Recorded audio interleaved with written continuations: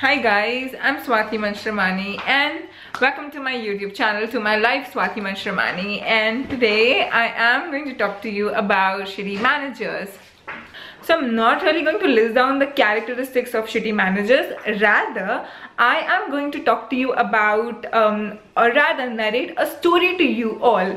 And in this story, I am the protagonist. So there's a disclaimer: do not relate the characters mentioned in the story to any person that's living or dead. Do not criticize the people that you might assume that are the characters in this story. So just do not harm anybody's reputation, because I am not naming the people over here. So do not make any assumptions. And why I choose to narrate this story is because I want to help. And I solely want to help. There is no propaganda which is, hidden behind me talking about this story. That's because I think that a lot of innocent people suffer under shitty managers and they do not know what to do. They might not even have heard stories because we choose to stay confined. So here goes. So then I joined this company. I got an offer from this company and I joined this company. Now before joining this company, I am like, I topped my college. I exactly know how much I can contribute to this company creatively, because I'm a pretty creative person and I'm gonna give a lot to this company, and people will appreciate me contributing for the company because everybody works for the company. So when I joined this company, I really did not think about how much salary would I be getting, what are the monetary benefits. No, that was never on my mind. So little did I know that I will be joining this company and facing the wrath of shitty managers. And so I joined under one such manager. Now when I joined the company, the technology which I actually joined the company in is a pretty new technology which was not taught to us in college. So this technology, that's absolutely fine. You have to have your mind ready that when you join a company, probably you will get a technology which you have never even heard of as a fresher. So I got this technology and I was eagerly waiting to be given a knowledge transfer session. See, I'm not the kind of person who assumes that you have to spoon feed me. No, you give me a little bit insight into something and I will grasp things from there. I am not asking to be spoon fed. And I joined this company, and when I joined the company and in this technology, it already a month passed and I did not see that my manager taking any initiative of getting me trained in the technology or making me capable to work independently. So I went about, started asking my team members if they could give me some knowledge on the technology. But why would they give me any knowledge on the technology? I am disturbing them mid of their work. I am asking them for favors for which they would not even be given any credit for, because the manager himself is not, or herself is not, taking any initiative towards getting me trained. And if they train me, it's going to be like a charity service. Now who does charity, in a corporate? So of course my team members would get pissed off that I'm constantly asking them to give me a little bit of knowledge into what technology it is that the team is working on. So they complained to my manager, saying that probably I disturbed them in the busy schedules, asking for a knowledge transfer or a KT session. And my manager, instead of telling them that, hey, I'm so sorry that I did not guide you earlier, but can you please help train her?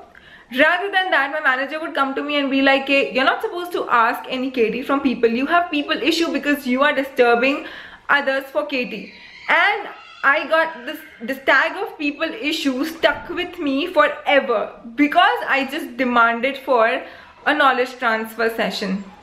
So I soon realized that, the worth lies in you picking up the books from the market. Whatever technology that you are working on, do not ask questions, because if you ask questions, they will make an assumption about you that they will not appreciate your inquisitiveness. They will rather find you very irritating, and they would tag that this person has people issue because this person asks a lot of questions to people. So in the corporate, my inquisitiveness went against me. You know, in my college, I was so appreciated for being inquisitive and asking questions that nobody asked, or sort of observing nuances creatively. I even bagged an internship at IIT Madras because of my inquisitiveness and the way I grasp things and the way I ask questions. And in corporate, particularly in this corporate, under this particular manager, I was so disregarded for being inquisitive. And so I would say that this manager, the shitty manager, practiced every available technique to ruin my confidence. Because when I joined this company, I joined as a pretty confident person who would walk confidently, who would talk confidently, who would dress amazingly well. So there's a story behind that also. So I got tagged for having people issue because I demanded for a knowledge transfer session, which I actually later gave up, and I studied everything myself. Oh.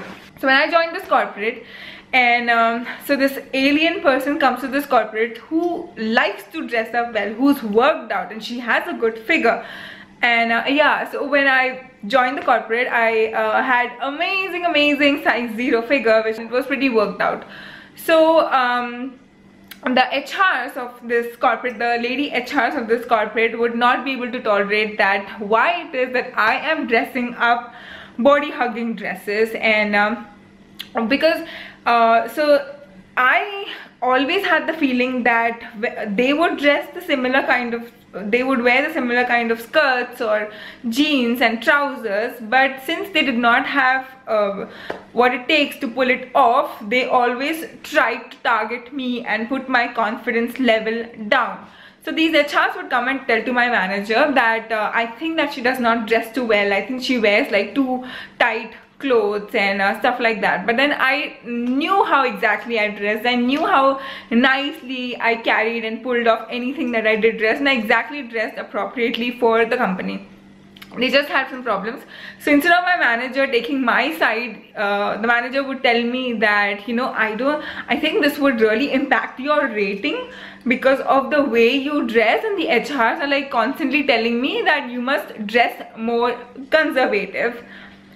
And who's gonna tell to dress more conservative to those HRs?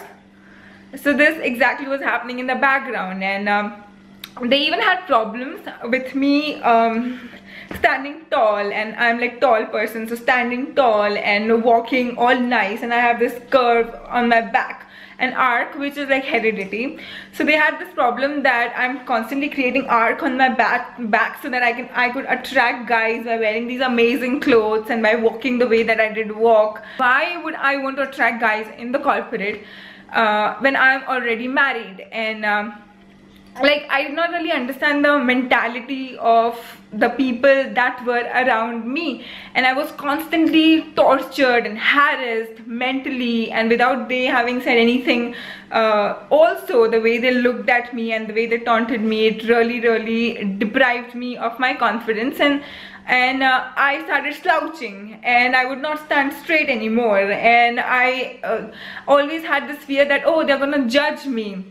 And now when I look back, I'm like, but why did I fear them? Because I did not join this corporate because I had a lot of monetary needs, because that's not the case. I had 2 other jobs apart from this corporate job, and I would earn very well from these jobs, and I still, you know, tried changing myself in a very negative way, just because I was afraid of people's judgments and people's opinions about me. And now I look back and realize that, oh, they were just jealous, straight plain jealous. And my shitty manager is backless to see that, or even if he saw that, he never supported me. So my manager constantly kept harassing me for the dresses, and he always kept telling me that my rating would be degraded not because I'm doing amazing technical work. My technical skills are absolutely taken for granted, you know. They don't care. They care if I was feeding them gossip, which I actually did not. So since I did not feed them any gossip, since I did not do any Excel work for them, my rating would get impacted because I have people issue because I demanded a KT. And because HR would keep telling that I don't dress conservatively, my rating would get impacted. And third, my rating would get impacted because I once got a family member in the corporate because I met with an accident, and I got them in the corporate for few minutes to pack my bag and then take them outside the company. And I was told that the policy is that we cannot bring our family members inside the company. And I did not know of this policy because nobody tells us during the induction. So there was this mistake, a genuine mistake probably, and I did say sorry for, but this mistake is such a blunder that because I breached company's policy, which is not even a policy, because when I demanded for this policy in writing, there was no such policy. So when I was told that I would be thrown out of this company because I got the family member in the company for a few minutes, and yeah, this actually happened with me. And so I was told that my rating would be impacted because the family member came to my desk for a few minutes. And I also remember that I went to the HR and I was like, I'm constantly being harassed unnecessarily for a lot of things which managers don't even consider important for the rating, and I am constantly being told that my rating is not dependent on the technical work that I contribute, but my rating is mostly dependent on, you know, these other factors. And the HR, rather than, you know, telling me that that's fine, we'll talk to your manager, we'll try understanding, we'll have a discussion, no, the HR, I don't know what she discussed with the manager, but the manager's manager calls me the next day and is like, I'll throw you out of the company because you complain about your manager to the HR. And then I realized that this corporate is a close-knit circle of shitty people. Yay! But this shittiness, was it going to change me? No, I never am changing. I'm still going to be my inquisitive self, the blabbermouth self, the innocent self that these managers would always be against. And now then I joined a few years later. I joined into a new project under a new manager, and yeah, again I was like, so the first manager was not that good. He did not really give me any chances, but here I am going to make the chance for myself. I'm going to work so hard. Again, the same thoughts ran into my head. I'm gonna contribute to this company, I'm gonna do so well. But you know what happens when you do so well and you do contribute for the company? In return, you do expect a thank you. In return, you do expect good work done or recognition. In return, you do not expect yourself to be taken for granted. So I'm not really expecting monetary benefits, but I'm definitely expecting recognition for how much I'm contributing, or say well done, because that is going to motivate me. But so I joined this new project because I was recommended as a creative person and a suitable person to take this project forward, and this was a pretty new project. I joined this project, I worked day in night out, I struggled and absolutely got stomach ulcer and compromised on my health and everything that I could to finish the projects one after the other, meet the deadlines, and sort of take the project forward and do so well. But in return, what I would get is nothing. This is expected of you. That's why you are in the team. If this is expected of me, then why is this not expected of the others in the project? Why are others in the project given appreciation for the smallest work that they do? And why I am not even said a thank you or said, oh, well done for such big task that I was doing? And then I realized pretty much 1 year down the line into the project, you know, being blindfolded and having suffered ulcer, that I am again under a shitty manager. And now this is the time to learn your lessons. You know, one of the mistakes that we talented people do under shitty managers is that we do not just go and highlight our work properly. We do not really let's say that something which is very difficult for others might be very easy, or might be easy for me because I have the capability to think, but that doesn't mean that the ideas come easy, so the execution might also be easy. But since I always said that, but the ideas are very easy, I can do it because I know exactly how to do it and execute it. And when the execution comes, you know, it's not just your creativity, it also a lot of manual work and testing, and like a lot of things go into it. And just because I use this word, this is easy, just to say that, hey, I have the mind that is not average, I have a good IQ, recognize that. The manager actually assume that, this task is like so easy, and the easiest of the easy task that others in the team might just execute, they would narrate a long story for the easiest of the easiest task, saying that how difficult that was, but that actually was not. So we talented people, we make mistakes of not lying to these shitty managers. You lie to them, you just tell them that, oh my goodness, how difficult it is for you, oh my goodness, you have slogged for weeks together in getting this task done. You know that you could finish it in just 2 days. Don't say that you can finish it in just 2 days. Say that it took you months and weeks, and then they would definitely recognize you. Oh, this person is putting months and weeks of, you know, time pass, coffee wala effort, and then doing the slogging work. But they will not see that they are putting 2 days of night out and finishing it, and probably it's so difficult, but they're so intelligent to do it in 2 days, putting nights together. So then I realized that these shitty managers do not deserve honesty, and they need to be boasted, because yeah, कुछ तो है जो नींद आए तो. So guys, my camera battery just died, and so I charged the camera battery for like 40 minutes, and I'm back here having munched on some fruits and some red fruits, and probably if you see anything on my teeth, don't mind. And so I'm back again, and let's get on to the story. And because the shitty manager, my second shitty manager, did not really favor me, it gave an opportunity to other team members that they can go and blabber anything about me, anything wrong about me. Because you know, when you are the strongest in the team, politics happen, and people want you down, people want to climb on top of you, people want to show that they are better than you, because that gives them an edge already.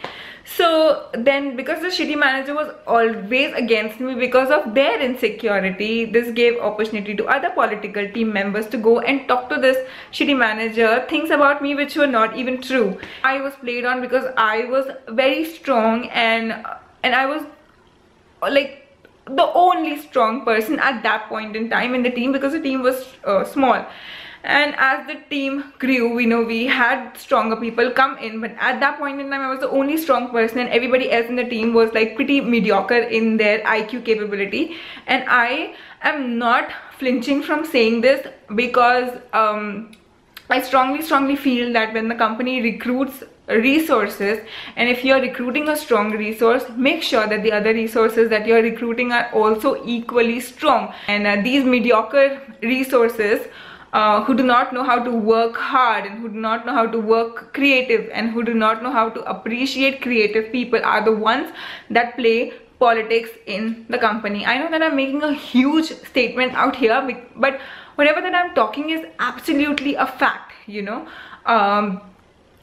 Like, I absolutely know that politics is in a company is played by not by technically superior people, but people that are very mediocre and are in the company just to survive, of no skills. These are the people that actually play politics. And do notice, if like you're in a corporate, that exactly these are the people that play politics, that are not that superior in what they do, but they of course show off.